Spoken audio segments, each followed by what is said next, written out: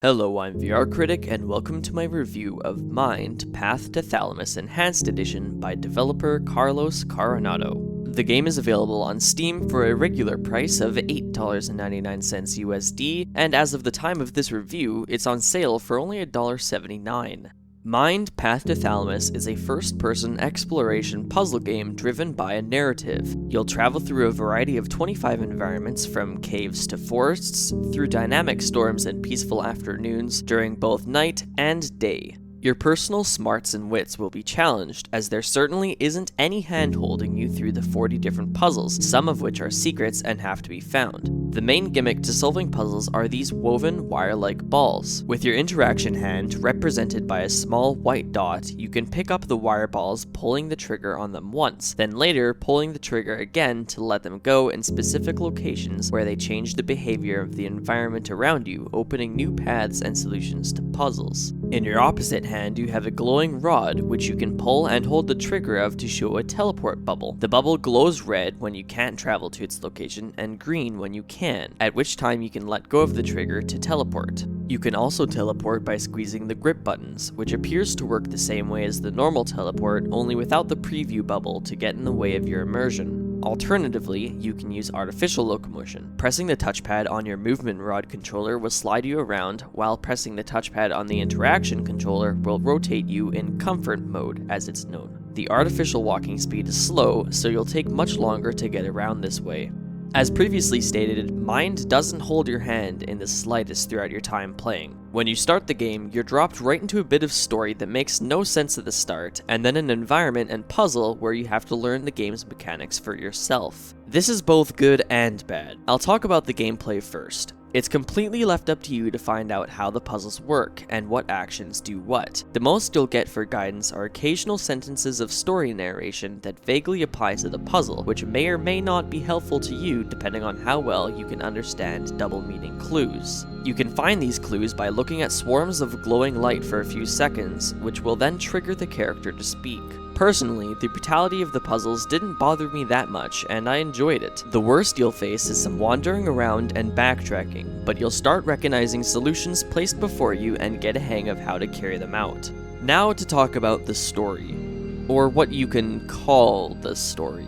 You play as a man who's had some family troubles and is on a search within himself to find resolve. The game attempts to drop you into it with very little detail and slowly give you hints and exposures on what is actually going on and what you're doing. Sadly, it doesn't do it very well. I think the main problem with the narrative is how little information they give you to start. Due to the fact that you begin with nothing, you never have any attachment to the characters or their story. For me, I never felt driven to find out what the plot was telling me, since I had nothing to draw me into the story to begin with. As I spread light on what the game's narrative was about, sure, I had the light bulb appear above my head as I pieced things together, but I just didn't care that the light bulb was finally on. To better explain what I'm trying to say, think of this. Many stories and plots out there have amazing beginnings, but let you down in the end, leaving you wanting more and better for the character or story you felt so much passion for at the start. In Mind, it's the exact opposite. You can sense the gravity of the ending and the light it shines on everything, but since you never had any passion at the beginning to push you on, you have no such passion for the finale. Now let's talk about my favorite thing in any VR game. Presentation. This is truly where Mind: Path to Thalamus shines. Out of all the VR games I've had the pleasure to experience thus far, this is easily the largest feeling world, with a huge variety of environments to soak in and enjoy, and they're all absolutely beautiful. The biggest benefit you'll get from not having your hand held through the puzzles is the very fact that you're left to explore the open area around you. The maps range from small to large, and simple to very complex. Thanks to this, you will undoubtedly be immersed. Dark caves will give you chills as you hear the echoes of dripping water. Beautiful forests will make you feel at ease and peace. Rain and heavy fog can make you feel helpless and lost. The world takes full advantage of three-dimensional space within the game, not within your actual physical space. It has multi-layered paths and caves and tall rolling hills outside. It's highly unlikely you'll ever get bored of what you're looking at, as each environment is so drastically different from the last, presenting to you worlds you'd both dream of and never dream of. To accompany the visual beauty before you is a nice OST primarily featuring piano. While it's nothing super memorable, it does a very good job of putting you into the mood the game wants you to feel. The voice acting of the character you're playing as is also very well done, a very strong performance in itself.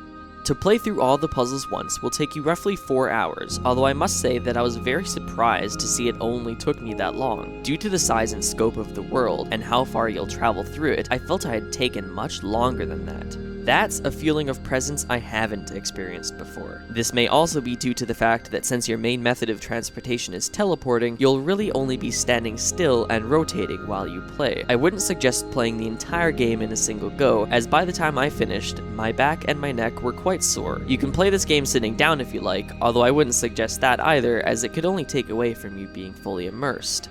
Moving on to performance, the developer recommends a GTX 980 to run smoothly on all high settings, so if you're like me and currently running under that, you'll want to lower your options. I wouldn't suggest lowering them too much though, since the graphical integrity of the game definitely suffers from the lowest settings, especially with the draw distance. In the options menu, you have a slew of graphic settings to pick and choose between for your liking, which is very nice as always. Sadly, there are no audio settings, which is a shame because some of the sound effects in the game are too loud and can drown out the voice of the character. There are some bugs and mechanics in the game that could use some tweaking. There were a couple of stages where my wire ball would roll off somewhere and not respawn the way it's supposed to, leaving the puzzle uncompletable and forcing me back to the main menu and start the stage again, which in turn sometimes forced me to replay through some sections of puzzles in order to get where I previously was. This only happened once or twice, so it wasn't a huge deal, but it's still an annoyance and briefly spoiled my immersion. The player height is off on some stages, making you feel like you're floating above the ground. This one isn't too bad, I only noticed it a couple times and got used to it, but it could use adjusting. Holding down the menu button brings you back to the main menu. I'm not sure what it's supposed to show you while you hold down the menu button, but currently it fills your display with a white box, which I don't think is correct.